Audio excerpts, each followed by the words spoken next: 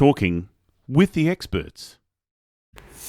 Have you ever considered building a career in marketing?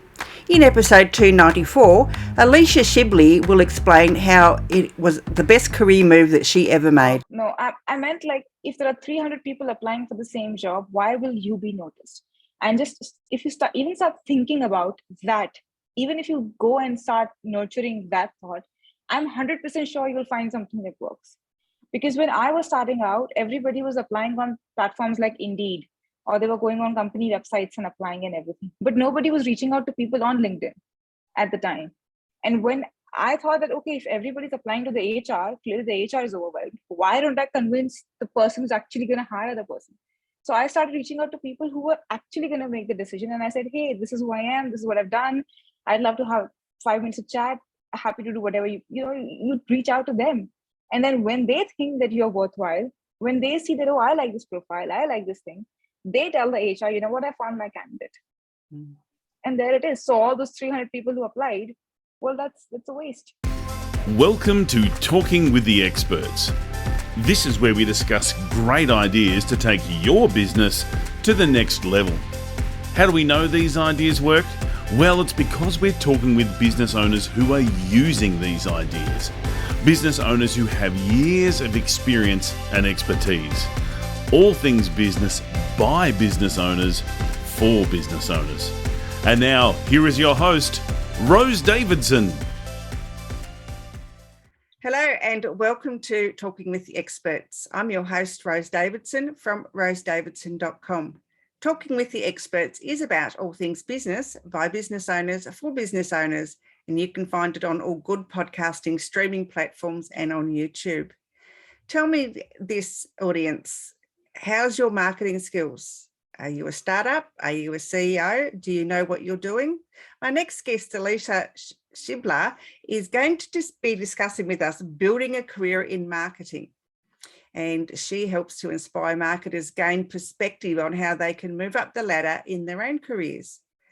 Alisha is a marketing and communications specialist living and working in India. She started her career as a copywriter for a digital marketing agency in Dubai and slowly climbed up the marketing ladder as a content writer and strategist. Currently, Alisha heads marketing for logo.com, a professional logo maker and brand building platform. Her goal is to help businesses communicate effectively. Welcome, Alisha, and thank you so much for joining me. Thank you for having me, Rose. It's so good to be here.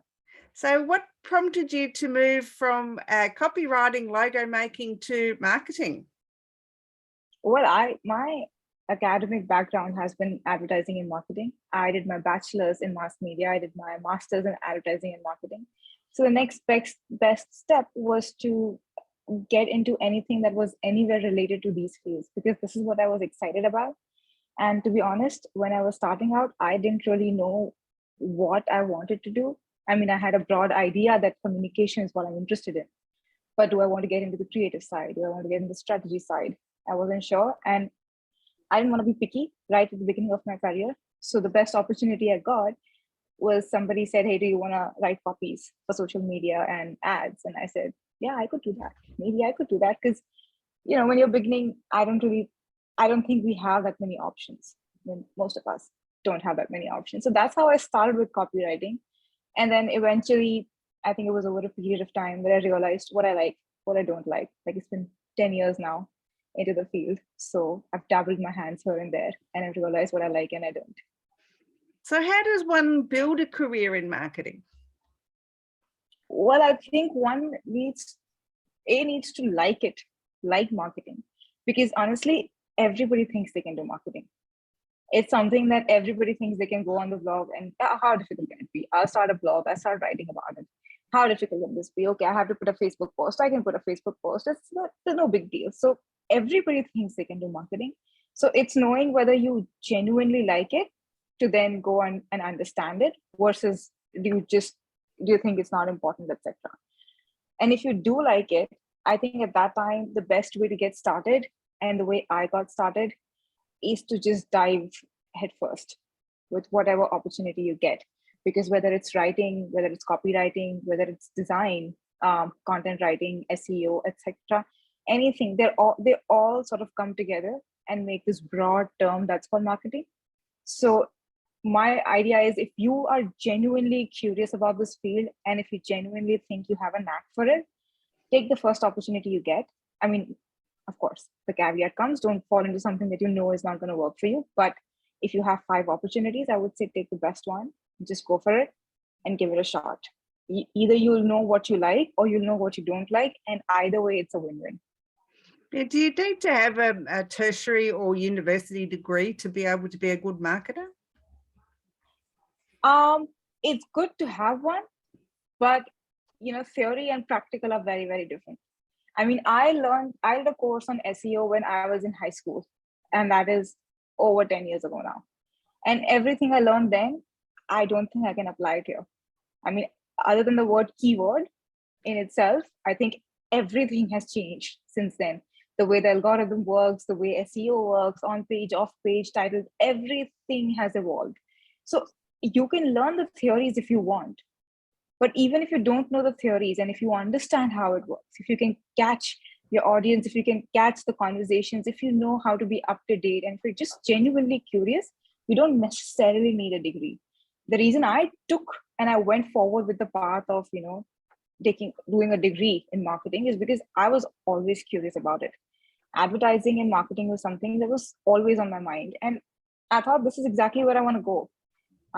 While my family did engineering and everything else. So this is what I wanted to do. So hence I did it. But I don't think it's absolutely necessary, because there is so many resources online, like so many podcasts like yours. Like if 10 people on your podcast come and talk about how they did their marketing or how they implemented something and did something, that's information for you. You can apply it to your business, to your project, and see how it works for you. So no, I don't think it's absolutely necessary to get a degree to do marketing. Yeah, so are some people born to be marketers, or do marketing, or is it something that some people are really challenged in learning? Well, it depends. See, I'm an introvert, so you would assume that people who are marketers might be extroverts because you go out there, you talk to people, you're interacting with people, you're doing a lot of that. So maybe you need to be an extrovert. At least that's what I thought. But I think it's more about just sort of understanding what you like and what you don't like. When I started as a marketer, I had 2 jobs. For example, I had to write copy for social media audiences. And that involved not just writing, it also involved a bit of community management. So talking to the audience, while I know that they're not exactly right in the same bucket, they still fall under the category broadly that is marketing. And I had to talk to audiences. And I realized that that's not something that, fuels me. It sort of drains me because I find it very difficult to interact with a lot of people. But then I discovered SEO and I discovered long form content. And there, the way you're interacting with people is looking at analytics, looking at page clicks, looking at which page is doing good, which page is not doing good. That's also communicating with your audience, but it's just a different kind of communication, and it works for me. So it really depends. Everybody can find their path into this field. Everybody can find the unique thing that they like and they are good at. It just depends on how many things you explore early in your career, and then how do you move forward with it. Yeah. So most of us know what a content writer is, but what is a content strategist? Well, that's such a brilliant question, because so many people ask, what is strategy? Content writing is what you write. Content strategy is deciding what content to write. Just because you have a blog, or just because you have a business about, okay, for example, the company I work for, logo.com, is a logo maker. Now, I can just talk about logos, back and forth, every day, day in and day out. But is that going to help me? Is that going to help the business? So as a content writer, I can write, but as a content strategist, I need to see who my audience is. I need to see where they're interacting. I need to look at data. I need to understand what's working, what's not working. I need to look at past content that has worked. I need to look at take all of this data, understand what it means, and then put a strategy in place that, such kind of content brings this kind of audience. this kind of content leads to sales, this kind of content leads to this sort of conversation.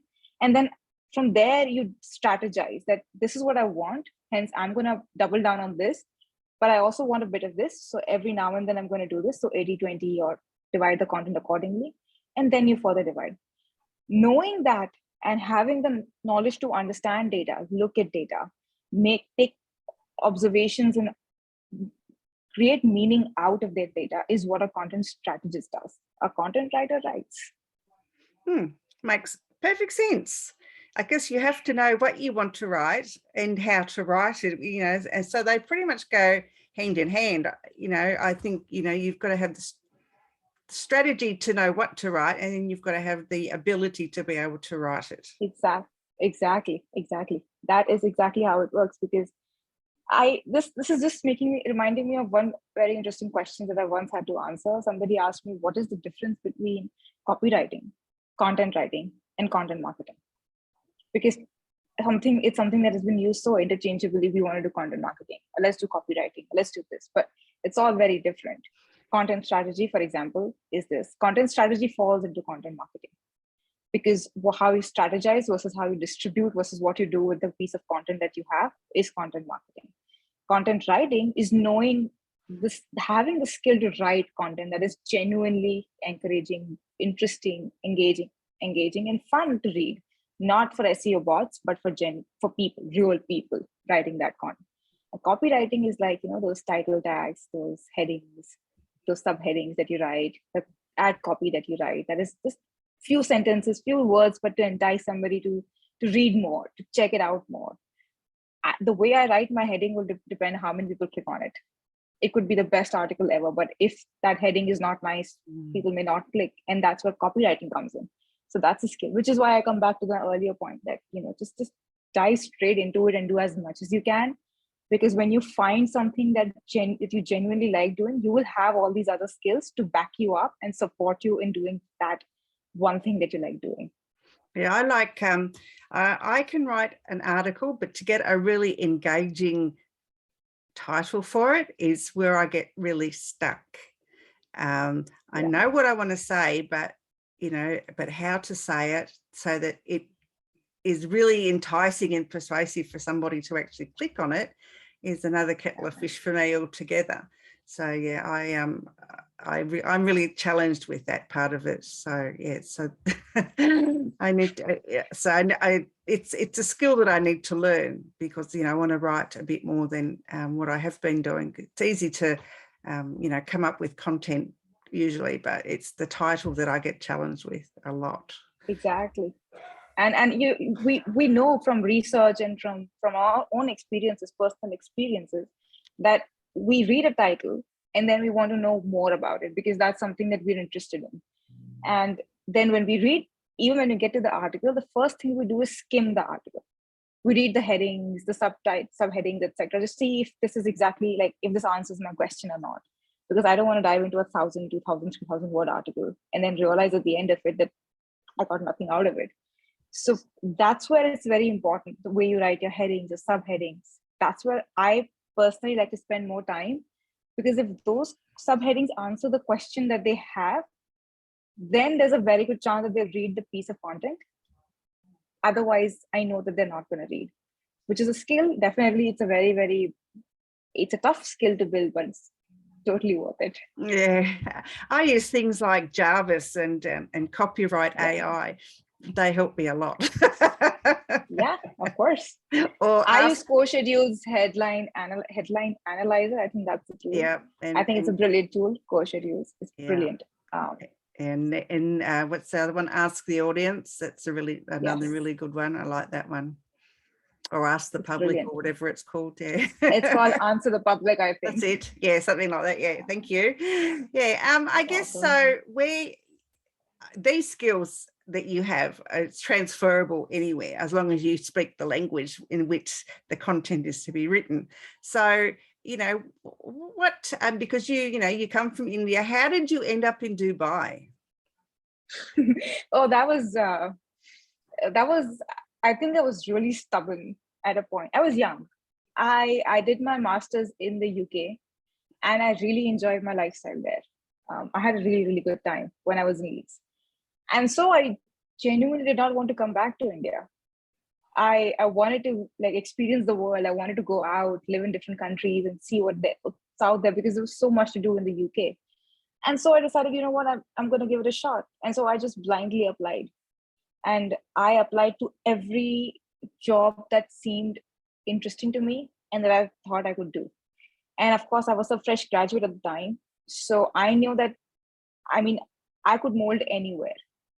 Any entry level job, even if I were to get an entry level job, which I was expecting, I could mold. And so I was not picky about, oh, you know what, I don't want to do copywriting, or you know what, this is what I want. This is what I thought I would be doing. This is what I think I should be doing. No, I didn't have any of those blockages. I said, anything. If it is marketing and if it is relevant to me, I will find a way to do it. I will find a way to do it. So in that scenario, when I got a call from Dubai, from this agency that said, we're looking for somebody to handle our social media content, etc. It's copywriting, a little bit of design, a little to think about. I said, I'm on board. And I spent a year and a half. I worked with MTV at the time. I worked with a few local brands and attended a ton of live events, figured out how live tweeting is done, figured out how social media for a company, how a social media manages their pages, everything that goes into just managing a Facebook page. I mean, you would think it's a Facebook page. Like, how difficult can it be?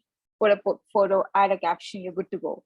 But the amount of work and thought and strategy and planning that goes into just putting those 5 posts a week, that was intensive, and it was just great. And it was after those 2 years of working there, and I think after that I came back to India for a few years, and I worked in another digital agency where I worked with financial institutions. I worked with some fitness brands, etc. And again, it was social media content. And that's when I realized that this is not for me. Like, I can write copy, but I don't enjoy it. And so the next step for me was to see what else is there. And there was content. Content marketing was the next thing that I hadn't explored, long form content. And that's where I found my gold mine. As soon as I entered content, I realized that for an introvert like me, studying data is easier than interacting with people. Yeah. So I kind of went ahead with that. So how easy is it to move around in the world of, content marketing and copywriting, between countries, or to move up the ladder in an organization? I think back then, I mean, I'm talking like a couple of years ago, I just had to show that I could write to get into content marketing.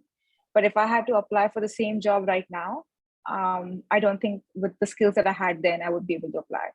Because like I said, if you really want to move up the ladder in marketing and go countries and explore different things, you have to do it yourself first and have something to show for it. Because now I don't think just saying that I have a degree, I have X experience, Y experience works. If you really want to move up the ladder, you need to show, here's everything else that I bring to the table. Here's everything else I've learned outside what I'm expected to do. And that could be your personal projects. I'm not saying you have to do it in your office. And that's definitely a place where you could try to take up new projects.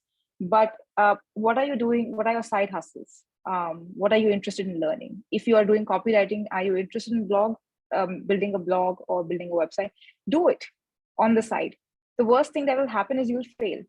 But you'll always have a project to show somebody, to show that I can do X, Y, Z. I have done so much. I have learned all of this, and I know that this doesn't work. So it shows grit, it shows intention, it shows the genuine. When you say, I'm really excited about this position, well, here's proof, because I've done this.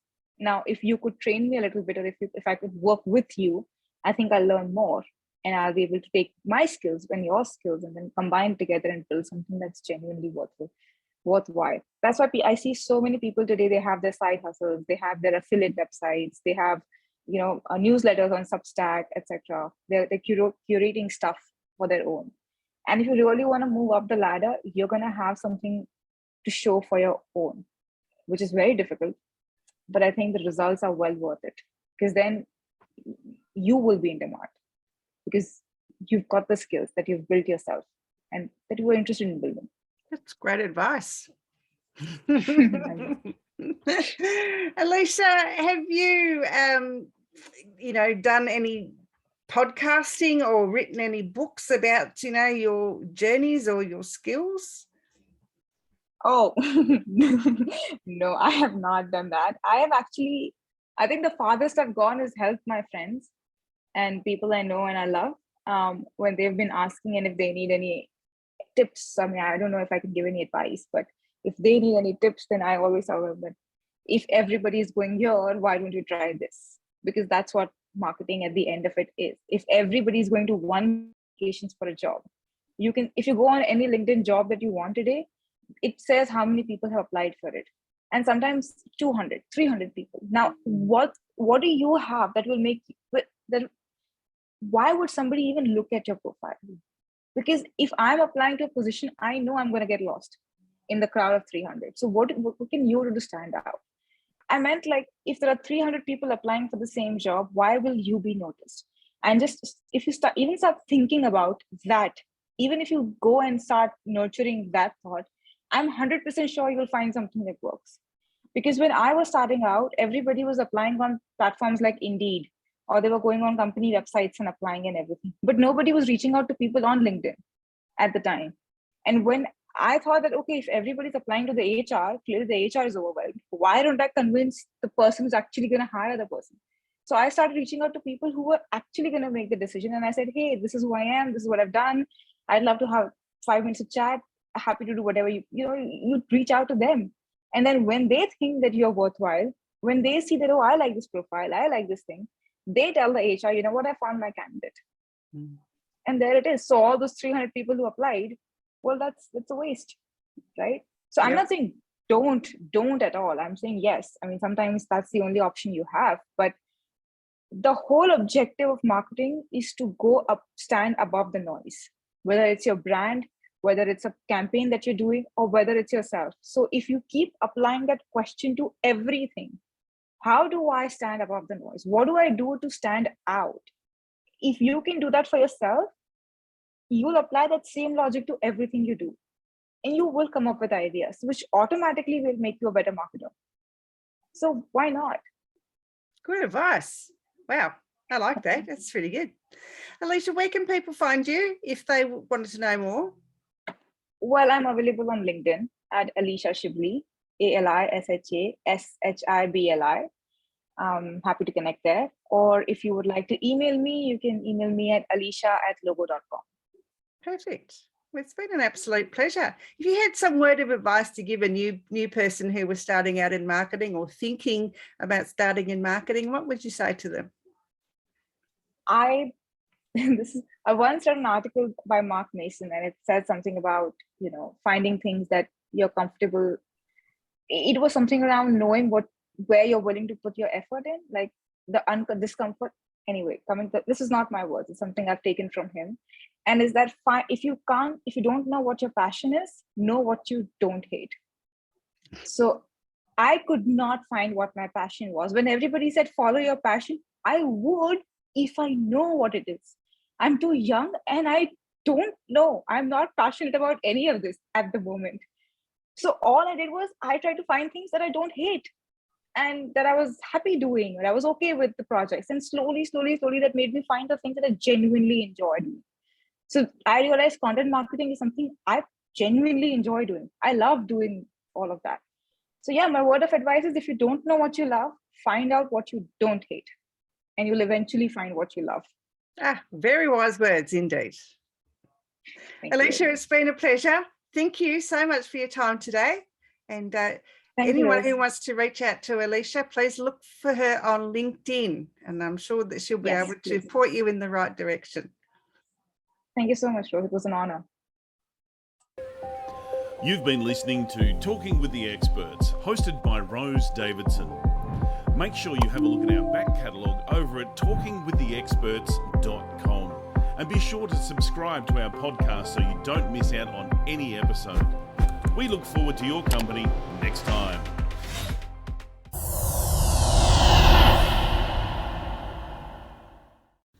Talking with the Experts.